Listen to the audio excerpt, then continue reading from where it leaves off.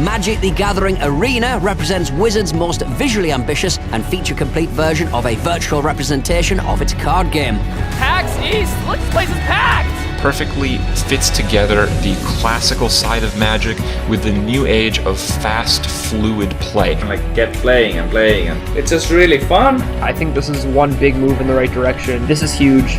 I'm pumped. Ladies and gentlemen, this is your Mythic Invitational Champion, Andrea Mangucci! Not every digital card game has the benefit of being based on the first and most successful paper trading card game in history. On its release in late 2018, Magic the Gathering Arena came out swinging, and it's no small thanks to the 21 years of groundwork set by its predecessors. Many consider this the definitive version of digital Magic available to play, and with good reason. But it has been a long and bumpy journey to get here.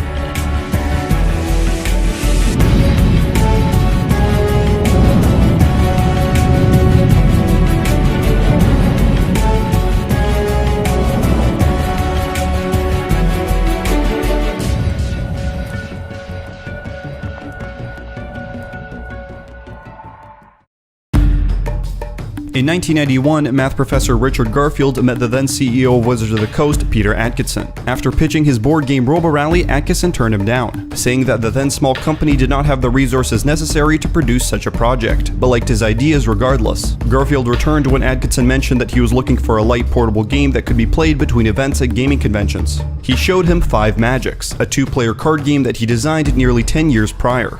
Well, Magic was the evolution of my love of creating and tinkering with games. So it was really a natural thing for me to want to make a game where all the cards modified the rules and people could choose which they play with. Adkison immediately saw the potential in the trading card game genre, and 2 years later in 1993, Magic the Gathering was released. I'd say the first round goes to the org. Magic the Gathering, beat your friends. The game was an immediate success, even to the point where Wizards of the Coast were reluctant to advertise the game to keep up with the increasing supply-demand. The card game model was a breakout hit as well, spawning many games that followed the format and would become their own phenomenon. In April of 1997, nearly 4 years after the release, Magic's digital journey began with developer Microprose, most known for their early entries in the Civilization and XCOM franchises. The development of Magic's first computer game was unfortunately plagued with the fallout of recent bad business ventures. With many employees looking to leave the sinking ship to save the game, esteemed developer Sid Meier was assigned to the project. This would be the last title that he would work on for Microprose, as he went on to found his own studio for Axis Games shortly afterward. Today, Magic the Gathering, the 1997 game, is more commonly known by the name Chandalar, referring to the plane of Chandalar that the game takes place on. The story is that the plane of Chandalar's sources of mana were guarded by 5 great wizards, one for each color: white, blue, red, green, and black. The Uberfiend and planeswalker Arzakan was sealed away long ago, and has now turned those 5 wizards against the land, and are now working to free him. You began the game with a small simple deck of 40 cards and a life total of 10. Over time, you develop your collection and deck by defeating other wizards. The anti-mechanic, a long since abandoned optional rule from the early years of Magic, was put to great use here. Every game, before drawing cards, a random card from your deck was put aside. This was the ante. Whoever won the game would receive ownership of all ante cards. While the ante rule was abandoned in paper due to a mix of general dislike and possible gambling law violation, it served well as a gameplay component. In fact, all gameplay components of Chandalar worked very well together. Starting out with a small starter deck, battling, buying, and trading your way to a large collection mirrored the paper progression system well. This was all on top of a very robust digital implementation of Magic's fairly complicated rule set. The phases were clearly laid out, and the game even provided some shortcuts for mana payment. It doesn't look like much, but it's really good. Just playing Magic on a PC is a lot of fun, but the introduction of RPG elements makes this game something worthwhile. And this game is different every time you play, as the world map and dungeon layouts are randomly generated every time, giving it ridiculous replayability.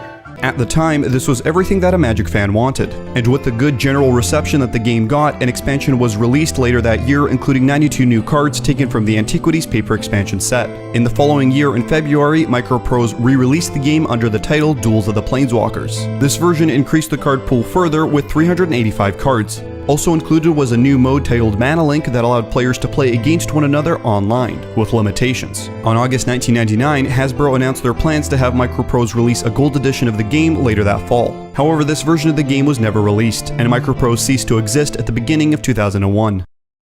In the heart of the omniverse of Dominia, deep within the nexus of all planes of power, the world of Dominaria exudes the greatest mana. Together, the magic of the 5 mana can harmonize mankind or become the most powerful destructive force capable of ripping apart the universe. Another title trying to tap into the growing success of Magic, Magic the Gathering Battle Mage, released for the PlayStation at the start of 1997, a month following Chandelar's release. Developed by Acclaim Entertainment, most known for their Turok and early Mortal Kombat games, Battle Mage was a complete departure for Magic's card game formula. Turns was replaced with real time, as the game had you not only play your creatures and spells, but micromanage them afterwards. The extremely sharp learning curve, unaided by the disappointing manual, was compounded by the incredibly unfair enemy AI that executed its commands with pinpoint accuracy. While it was cool to finally see many iconic Magic creatures and spells come to life in a however slightly unflattering top-down perspective, the overall gameplay was a disappointment to both Magic and video game players alike. So it's all very well you can summon monsters, but for the life of me I can't figure out how to control them, which pretty much sums up this game in a nutshell. I can't figure out how to do anything, despite having the manual at my disposal, and ultimately Magic the Gathering Battle Mage fails at being a simulation of either Magic the Gathering or being a Battle Mage. Its release and legacy was mostly overshadowed by the success of Chandelar. Another forgotten release, an arcade version of Battle Mage, was developed alongside named Magic the Gathering Armageddon. Even though it was a significant upgrade from the home console version with its improved graphics, better interface, and more intuitive controls, this arcade cabinet was never put into full production. Acclaim's arcade division went out of business shortly after finishing the title, and reportedly it is possible that as few as 4 machines in total were ever made. Regardless of how much better it could have been than its brother, today Armageddon remains an incredibly rare collector's item and nothing more.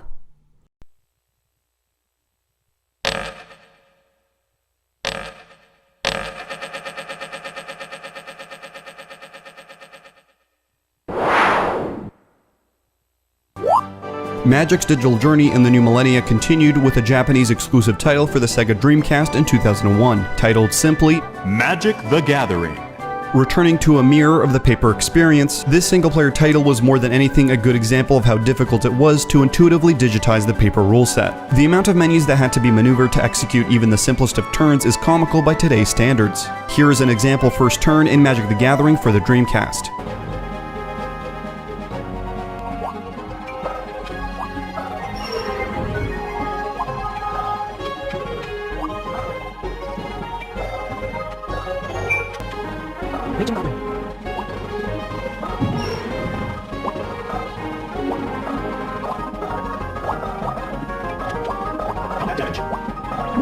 And here is the same turn in Magic the Gathering Arena.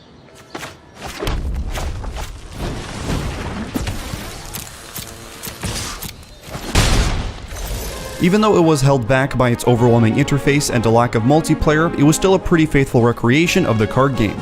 The fluff surrounding it, like the card animations, light RPG elements, and dramatic voiceover, made it one of the best looking digital Magics that would be available for some time, and was a much closer representation of the paper version. Meanwhile, the paper version, now 8 years into its lifespan, was a roaring success, and regardless of all the hits and misses that its digital variations had in its history prior, the demand for playing Magic whenever you wanted without having to go to a game store or tournament was clear. One glaring problem with these last titles was that they became quickly outdated with the release of new cards, which could come out multiple times in a year. Leaping Lizard Software, a small-time developer with only a handful of games to their name, pitched their solution to this problem: a complete, full implementation of paper Magic, multiplayer tournaments, and card trading, all on top of an ever-growing library of cards that would be updated over time in tandem with the paper releases. This game would opt out of a subscription-based service, which was the norm at the time, and instead charge players for virtual goods that could be tradable and thus retain value. The scale of the initial project was massive, even more than the promise of an ever-expanding game. However, Wizards was interested in what Leaping Lizard had to offer, and after a weekend of furious programming, the developers presented an online client. Even though it only had 4 cards implemented, this proof of concept was enough for the company, who were already considering a fully fledged digital implementation beforehand. Magic the Gathering Online was developed and went into alpha testing in early 2001, with wide beta testing later in the year. Following its beta period at the beginning of 2002, a press release was distributed outlining the game's card redemption feature, a first of its kind. For a $5 fee plus shipping, any player with a complete set of cards from a set could redeem that set to have the physical cards shipped to them. This came with the announcement that all digital goods like packs and decks would be priced exactly the same amount as their physical counterparts. Even today, you may hear Magic Online being referred to as the acronym MODO. This is the origin of that acronym, Magic Online with Digital Objects. Vault collections, dual decks, all of these products are available for purchase on Magic Online for the same price as their real-world counterparts. The idea that the costs associated with running Magic Online, as well as the necessary profit margins, just happen to be 100% identical to the costs of printing paper booster packs, packaging paper booster packs, and then shipping these paper booster packs worldwide is laughable at best. On July of 2002, Magic the Gathering Online launched. With an impressive feature set that rivals even games today, it released with 6 complete card sets totaling over to 1,500 cards, Rochester and booster drafts, standard and block constructed, multiplayer variants, online trading and collection management, chat functions, rating trackers, and game replay options. The game's interface took many inspirations from Chandelar, now 5 years old, both utilizing the top-down perspective and layout of buttons. While the game launched with all cards from 7th edition forward, it was promised that in due time earlier sets would be implemented. While generally popular like any software, it had its share of bugs. The fact that cards could be redeemable for paper versions meant that dupes and glitches that gain a large supply of cards would have to be dealt with quickly, often resulting in a mass cleansing from the developers without warning, and sometimes catching honest players in their crossfire. Furthermore, Magic's extensive library of mechanics and interactions had some outlier rules cases that could crash or even win the game for those executing these glitches, intentionally or not. Even though these issues would be fixed over time, the always expanding card pool caused many more to take their place. Despite these issues, Magic the Gathering Online was shaping up to be the one and only way to play Magic digitally, but Wizards of the Coast were still willing to license out the IP to other developers.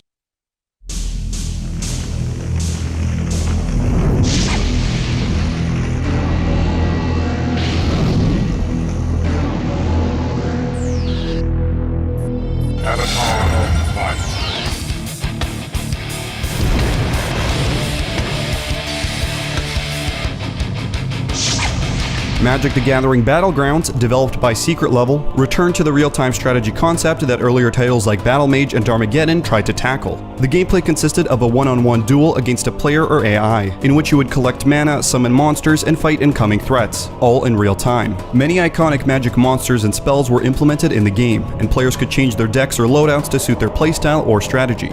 I'll admit, at first I had trouble getting into it. The quest mode is kind of slow going to begin with. But as you unlock more spells and get into some truly brain-twisting and reflex-testing challenges, it's easy to get hooked. Fans of frantic, real-time strategy should check this one out for sure, but just don't expect the depth and methodical pace of the card game. During the same time as Battlegrounds' release, Magic Online V2 was in development. Wizards announced that they are parting ways with Leaping Lizard and moving development of the client in-house, a choice that software developer and popular Magic columnist Rich Stein later said would haunt them. Despite its many bugs and exploits, Magic Online V2 was released in July of 2003. While the launch of this version was on time, it was unfortunately plagued with crashes, bugs, and rules mistakes. In an article titled "Why Haven't We Reverted?", Daniel Myers tries to address the dire situation. Allegedly, because of the way V2 was coded and pushed, a revert to V1 was not possible at the time. 2 months later, in October of 2003, the game would finally return to a release date on the V2 version. Despite its issues and fractured infrastructure, Wizards continued to maintain the client, release sets, and adhere to its card redemption systems, all the way to 2008 when V2 was shut down once more to prepare for the V3 release. V3, built from the ground up, released on April of 2008. Like its predecessor, for the following year, it would too suffer many server and gameplay issues, to the point of its downtime being nearly equal with its uptime. Again, despite its hiccups, Magic Online was still the only way to play Magic at any time that you wanted, and as the paper game became more popular, the online client did as well. Online's brand manager Worth Wolpert was quoted saying that in 2007, Magic Online accounted for 30 to 50% of the total Magic business. More events, formats, and features were continually added to the client, alongside new sets of cards that would come out routinely 2 weeks after their paper release. However, slowly, over time, Magic Online would eventually work backwards to include all cards ever printed in Magic. As things were added, its general interface remained the same from its first release in 2002. As leaps in computing power and graphical fidelity were being made, due to its complexity, Magic Online could never be updated beyond rule, format, and card additions. It was at the point where Magic Online was just as vast and complex as the paper game. Ironically, it needed its own introductory experience to ease players in, that was visually appealing in the same way many games of the time were. In 2009, this prompted Duels of the Planeswalkers, a Wizards of the Coast developed title for the PC, PlayStation 3, and Xbox 360. Returning to the slightly skewed camera angle reminiscent of sitting down at a table, this first entry in what would later become a series was the perfect introduction to the game rules. There was intentionally only mechanically basic cards and decks, and no deck building at all. Only pre-constructed decks that could be slightly altered as you unlocked more options battling through a series of AI opponents. What this game offers in the end is superb gameplay, access to a large community of Magic players, and a great way to teach your friends how to play, all for about $10. What's that, like 2.5 boosters? The only thing I'd like to see hopefully changed in the next update, other than new cards of course, is a full deck editor. If Wizards would just loosen the grip they have with Magic Online, this game could attract an exponentially wider audience. Even though there was nothing there for seasoned veterans of the card game, it wasn't being designed for them, but it did paint a picture of what Magic Online could have looked like if it was developed in a different time. Speaking of games out of time, despite a history of duds, Wizards were still willing to take a chance on non-card-based titles in the franchise.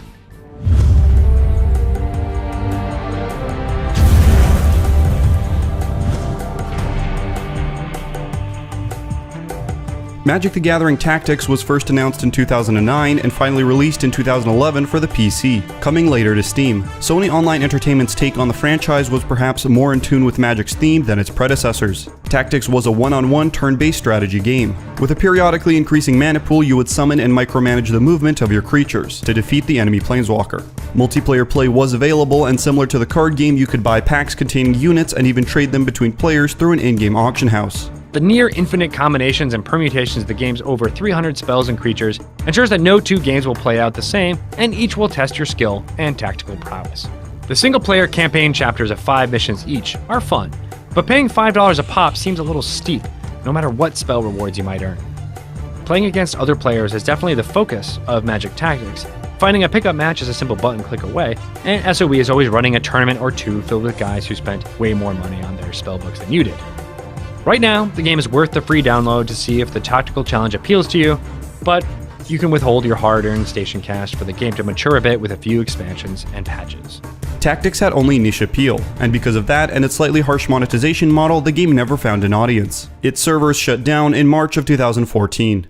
Meanwhile, the rest of digital Magic was booming. Duels of the Planeswalkers 2012 released, rehashing and very slightly iterating on its formula with some new cards and visuals. In an executive summary, Worth Willport talked about the record year that 2012 was, revealing additional information about V4 of the Magic Online client, which was now in beta for 2 months. This client ran in parallel to the V3 version for 2 years, before becoming the sole client still used to this day. Well, here's one of the things I think is lost on players at local game stores versus Magic Online: your level of instruction. I feel that teaching a player how to play Magic at a local game store can be difficult, slow, and as a new player, you feel bad when you miss triggers, activations, and parts of a turn where you could have turned around your match. The stack, upkeep triggers, and beginning of combat triggers. I think these are the hardest thing to grasp as a new player. And sure, practice makes perfect in paper Magic, and sure, the get good argument does stand true. But one thing that I love about MTGO is that priority bar. It tells you exactly where you're at during each of your turns and during your opponent's turns. This teaches you that your land's untapped before you draw a card, it teaches you how passing priority works during combat, and so many other things. I truly feel that this alone makes MTGO a purchase for you if you want to be a better player. I am not going to grade Magic Online. Rather, I would like to present you with an equation that I hope catches on. Paper Magic is greater than Magic Online. Always. But Magic Online is greater than no Magic. Always. If you do not have a local game store near you, nor friends who play Magic, then Magic Online is likely worth it to you. Magic Online remains today as the most extensive way to play Magic in its entirety, with all of its cards, formats, and modes. Many avenues exist within to become a professional player, and there are ways to pivot being a successful online player to a paper one. Cards in Magic Online go out of circulation slower than their paper counterparts. This, combined with plentiful reprints, lets Magic Online be a much cheaper way to play and enjoy these normally expensive paper formats. Now, the counter argument to this is always, quote, well, yeah, but that's paper versus digital. You get an actual physical product when buying the paper version. And yeah, that's true. However, I present to you my counter argument.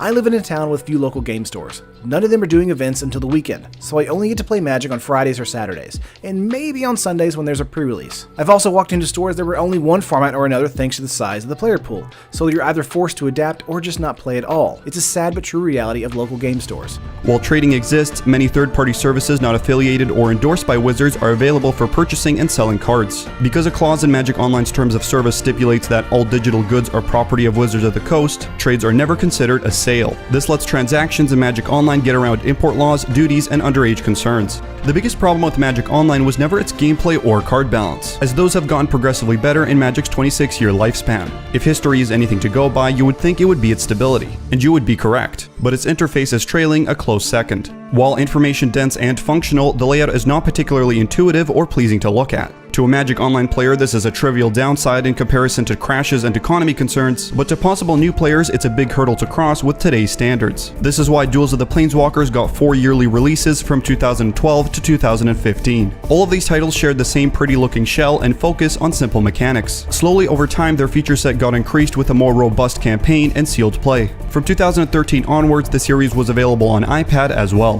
Once you know your way around an enchantment, you can battle other players online or offline, set out to solve a series of wizardly puzzles that require smart solutions to overcome complex board setups, or follow the hot-blooded Chandra Nalaar through a fairly straightforward quest to vanquish her rivals. By focusing more on the fiction that's built up around the cards, the game knowingly exposes its dorkier side, but the way the campaign is divided into different settings, exploring the flavor and mechanics of various card sets with themed challenges, works extremely well and could give players an idea of what real-life sets they'd want to get into should they ever get into the paper side of the hobby. I'm gonna find him, and he'll pay! Magic is power. It has the capacity to create and destroy, manipulate, and transform. It can shatter the very laws that govern each world. The infinite planes of the multiverse are home to countless mages. Yet for all their mastery over their craft, they are each bound to their own planes of reality. Duels of the Planeswalkers was successful in its aim to bring in new players to the franchise. Seeing this success and wanting a more definitive answer to the breakout success of Hearthstone, Magic Duels was announced as the final and definitive entry in the series, promising an expanding card pool that would mirror the release of paper sets much like Magic Online, but with the interface and visuals of Duels of the Planeswalkers. Magic Duels was released on July of 2015 with the Magic Origins paper set. With many of the same features and an almost identical look, this was supposed to be the final successor to the Duels franchise, and possibly over time an alternative to Magic Online. The game took many inspirations from the now proven model of Hearthstone, completing daily objectives, playing through the campaign, and participating in the ranked mode granted coins, which could then be redeemed for booster packs. While it was criticized for having a less than generous economy model, over time it developed an audience. Now, collectible card games always contain an element of pay to win, and that's something you should be aware of. There's no getting around that fact. But when compared with other games in the genre, it's pretty similar and it's very fair in my opinion. However, I can't help but feel that Wizards of the Coast simply don't care about the digital market or simply don't understand it. I have no idea what the budget for this game was or the timelines involved, but it's obvious to me that this game is a shell of what it could have been.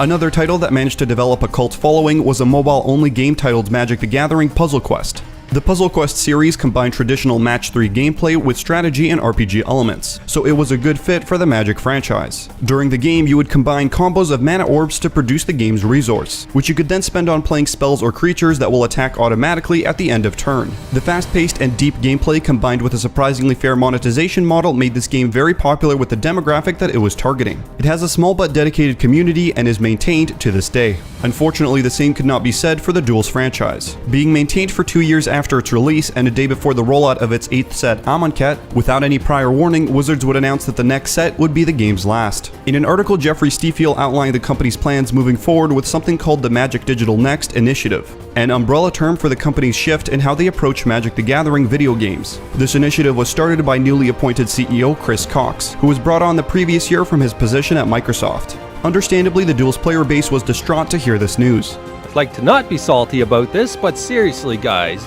you're not going to offer any closure whatsoever here. So that means we just got left with half a set. What the hell? Like, they just dropped this out of nowhere, no warning. Magic Duels is no longer going to be updated at all. No more patches, no more nothing. And saying, that's all we're giving you. Oh, you dropped a couple $100 on the game? Well, thank you very much. But, well, we're not going to give you no more.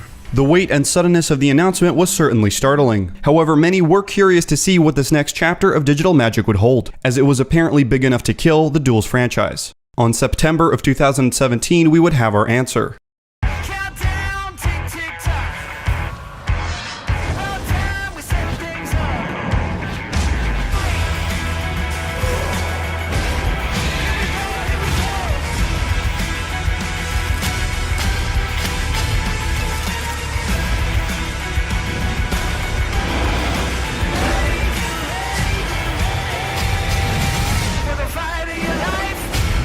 Magic the Gathering Arena was announced. Developed completely in-house, this was advertised as the definitive modern way to digitally play the now 24-year-old game. A closed beta lasted a month, before a large-scale one would last a year until September 27, 2018, when an open beta started. The game is expected to have its full launch sometime in 2019. Magic the Gathering Arena's biggest strength is learning from the mistakes and successes of its predecessors. Built from the ground up to handle an ever-expanding card pool like Magic Online, but with the visual clarity and finesse of the Duel series. Many quality of life improvements were done better here than they were ever before. The automatic passing through of phases, quick spell resolving, and automatic mana tapping made each game as fluid and quick as it can be on the tabletop version. Visually, it was also a step up. The slightly drab color scheme that both Online and Duel shared was replaced with sharper and brighter colors. The cards, now cut in half on the board, much like Chandelar, fit bigger board states better, both saving space and being easier to read. While no trading is available, which is arguably a core part of Magic, it has a system that is more in line with current trends, and after some updates has been generally well received. Over time, more events and sets have been added on the date of their paper releases, and with each new set, Wizards has been loading in a slew of fancy new animations, boards, and recently, cosmetics. While it had its skeptics in the beginning, its recent breakout success has surpassed anything that any Magic video game has done before. To keep the momentum up, 3 months after Arena's release, Wizards announced that they would be putting $10 million into prizes for Magic esports in 2019, double from their previous year. Even though tabletop Magic does take a share of this, it's obvious that it was the success of Arena that prompted it. There's a lot of little things that have been improved. Playing now versus a month ago, I noticed that the game state, it doesn't feel like the old Magic the Gathering online games where there's a lot of they're kind of a bit clunky sometimes when you have a lot of triggers, and you have specifically a lot of triggers on your opponent's turn that your opponent is interacting with. So much of that is made so smooth in Magic the Gathering Arena that I actually feel we might have the first huge Magic the Gathering game. I think this is a game that most people can really dig into and love because it just has that fluidity. It's so much more fluid. A lot of that clunkiness is gone. I've never played such a smooth Magic the Gathering game, and again, I imagine they're going to continually improve things.